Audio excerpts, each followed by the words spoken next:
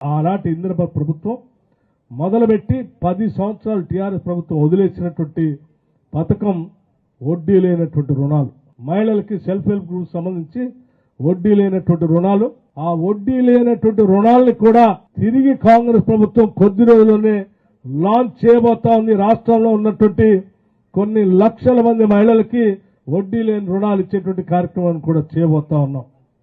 అట్లాగే మరొక ముఖ్య కార్యక్రమం రేపు సాయంత్రం 5 గంటలకి సింగరేణి కాలనీస్ లో పనిచేసేటువంటి దాదాపు 43,000 మంది కార్మిక సోదరులందరికీ ₹1 కోటి ఇన్సూరెన్స్ చేసేటువంటి ఒప్పందాన్ని రేపు సాయంత్రం 5 గంటలకు చేస్తా ఉన్నాం.